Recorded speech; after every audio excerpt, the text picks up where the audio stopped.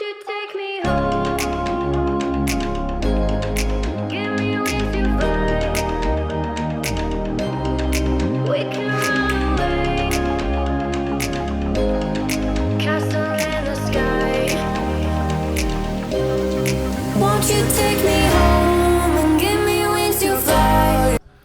G'day folks, it is 2nd of March, it's a Thursday, hang on, Thursday, 2nd of March, 20 minutes to 2 in the afternoon, and I have attached the kids trailer on the back of the prime mover and another cargo trailer on the back of the kids trailer. I did this a while ago as a test thing, but I never took it for a ride. I have some rides coming up soon. I need to take the prime mover back to Tri-Sled for a service and to fix the bearings and to try and see if we can beef up some of the axles, or we've got to come up with some idea, because I'm bussing through bearings like there's no tomorrow, and I don't want to scrimp on the weight in the module in the trailer, simply because I have invested very heavily in a very big battery for very good reason, so I can operate tools if things go pear-shaped around here. I don't want to call myself a prepper, guys. I prefer the word survivalist, like that guy in The Last of Us says to that other guy who plays the Mandalorian. Forget his name. Anyway, yeah, so I've got a massive inverter. You can run an arc welder, table saws, you name it, out of this inverter. And it's got a massive freezer in there, you know, so I don't want to scrimp on any of that. I would rather beef up a Rigzy where applicable, which is hopefully not going to cost me an arm and a leg, but it needs to be done because, you know, how I've chosen to live my life. I like my food cold. I like to be able to store a lot of energy,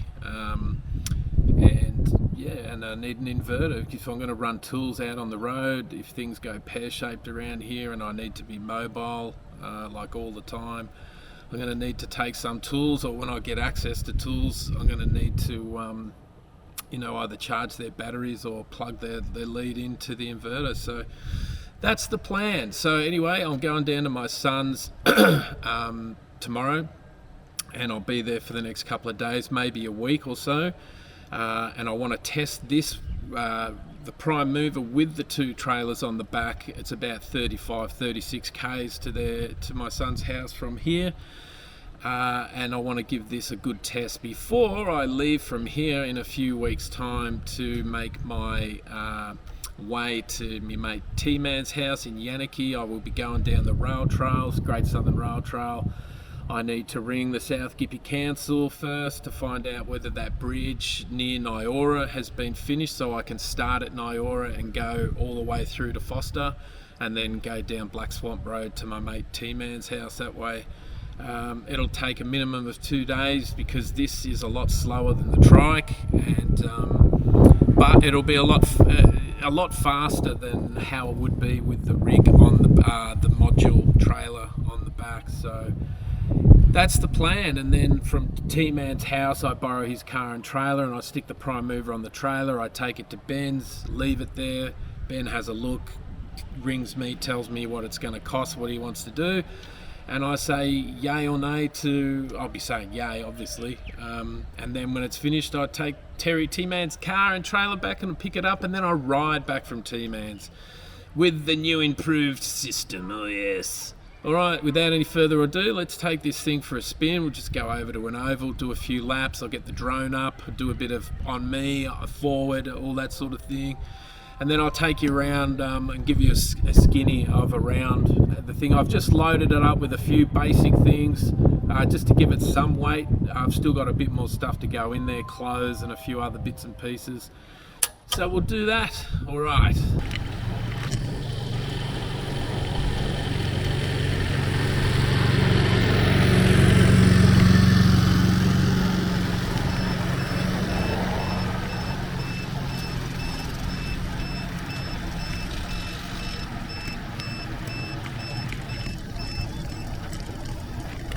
Alright, mate, this thing is light as buggery compared to the trailers on the back.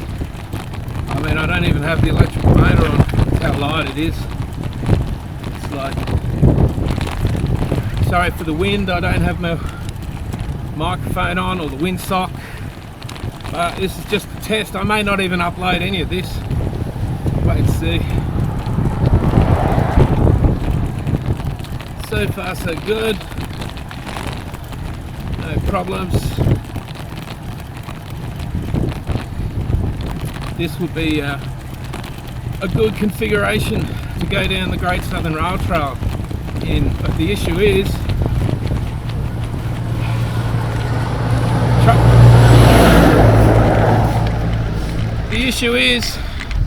that I don't have any power to charge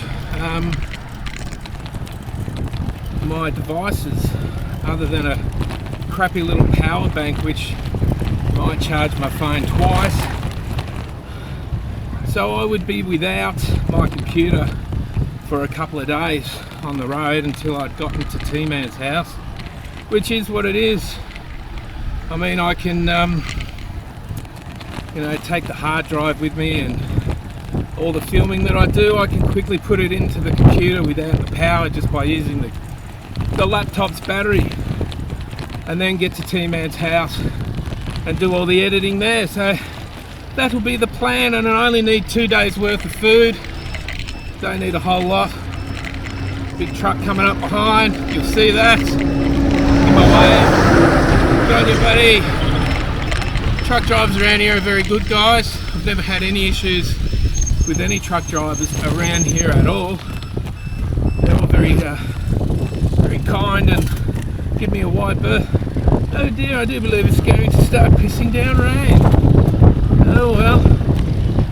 Okay. Might have to take this back.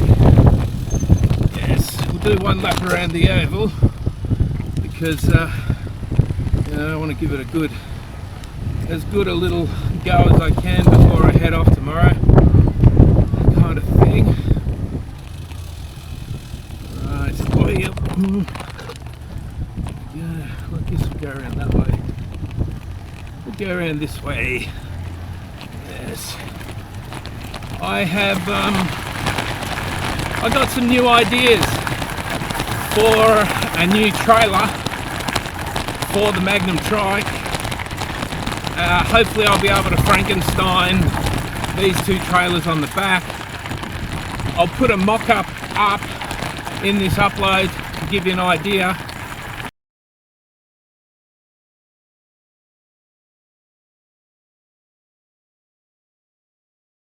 That's just very rough, guys, you know, have to forgive me. Just Frankensteined a lot of pictures off places and did a mock-up in CorelDRAW. And please feel free to add anything to that. You know, suggestions, what you think will work, what you think won't work, what may work better. You know, what maybe not to put in. I doubt there's anything like that though. So I very rarely forget anything. If anything, I put too many things in. Anyway, you'll get the idea. I want to put a,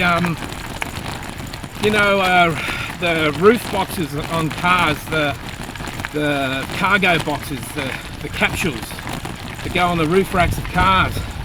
I want to get one of those and somehow stick it on this kid's trailer at the back there.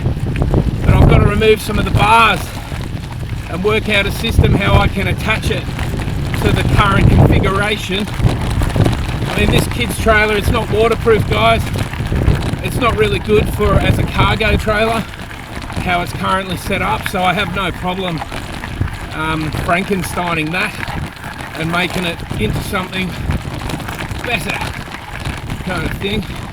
So on the roof of that capsule there'll be a solar panel inside, will be closed, and down one end might be the battery system, and then underneath that I'll have a little shelf there as well where I'll have the tent, possibly the sleeping gear in like a weatherproof bag or something, the whole lot of it, or I'll make a weatherproof thing out of cork or polycarbonate, do it like that. Alright, I'm pretty happy with this. Let me come over here to the grass take some film of it while we're over here. Right. This is one of my spots where I camp out a lot actually. It's very nice here on the grass. Alright, let's have a look-see.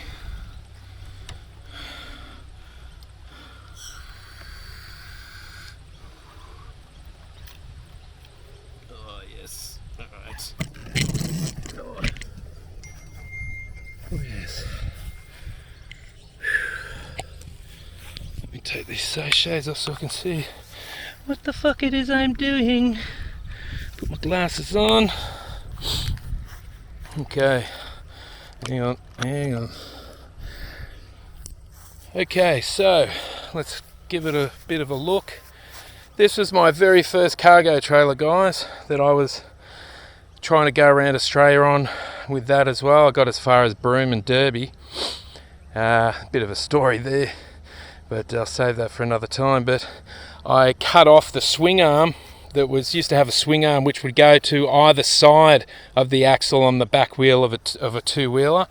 I cut all that off, and I've just run a wing nut through here. I've drilled a hole down in through here in the middle, run a bolt with a wing nut with a washer and a pressure washer, spring washer, sorry, and that's holding up pretty good. I've just shoved the flag in this thing here. I do believe this thing did have a little thing for a flag, but it has I must have made it disappear when I did all this freaky shit there.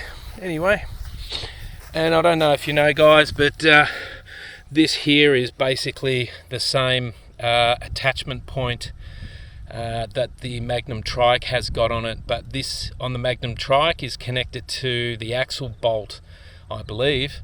And all I've done here is I've drilled 2 holes through and put long self-tapping metal screws in there. I think it was James a while back said, you know, you want to drill the holes straight through and put bolts with nuts on there, and you're probably right, but the only issue I have with that is that once you start drilling holes straight through something, you weaken it by whatever percentage that is, and I don't really want to do that. So that's another reason why I'm doing these little tests at the moment, just here today, do a lap or two around this rec oval, and then when I go and see my son, that's I think 36 k's each way, so that'll be a good test to see how well this holds. I will come back with a screwdriver and just make sure that that they haven't moved. I've bought some spare stuff for if this wing nut down here in the middle, you don't see it, but it's behind that bag.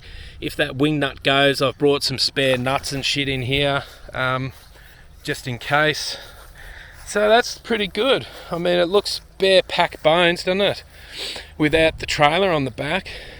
I have got the solar panel connected up, I'll show you, to the battery in here, which goes through a boost buck converter, which is also a solar charge controller. I've shown you that before. I'll show you again when I go and see Terry. I'll open everything up and give you another recce of all that. But normally this solar panel goes in here, and then it's connected to this, and then this goes into the battery box inside the module, the caravan. But when I don't have it connected, the caravan, I have another Anderson plug system in here that is connected to the bus bars, which is then connected to the battery, and it all goes through that boost converter. The boost converter takes it from 12 watts and boosts it up to, I think it's 52 volts, something like that, because the battery needs, I think, at least 52 volts to charge. I have to get back to you on that. I know the actual battery charger itself is 54 volts. That's right, I've got it set at 52, and it's a nugget under 54 because you want to have a little bit of a buffer there. You don't want this boost converter whacking in too much power and overcharging the thing. I think that's why we did it like that. So it's always like trickle charging it. Anyway, that's it. I've got to head back. It's going to start pissing down in a minute, and I want to get the caravan back on and be in there before it comes down. Oh, I got up a bit quick. I'm having a head rush. All right.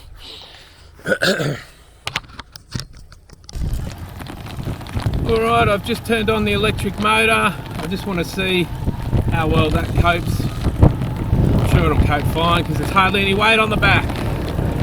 But I'm gonna use the throttle in a minute as well and see how fast we can get it up to. It might be a bit difficult for me to show you that, but I will try. Alright, I'm on level 2 in the Fang. I've got another 7 levels to go. I'm doing 12.7 Ks now. Let me just spin this around for you. See if you can see that. Hang on. Alright, there's the thumb throttle down there. Let's give it a go. Hope you can see it, guys, because I've got to try and ride and show you this at the same time. It's only on level 2, so it's not going to go fast. Let's whack up the volume. Level 3, level 4, level 5. Let's go. Let's give it a whirl. No cars behind me. 16, 17. Running out of road. I don't know how many watts that is because I can't see the screen very well. Anyway, that'll do. Alright, let's put this back up there. Alright, get this off. Leave that on.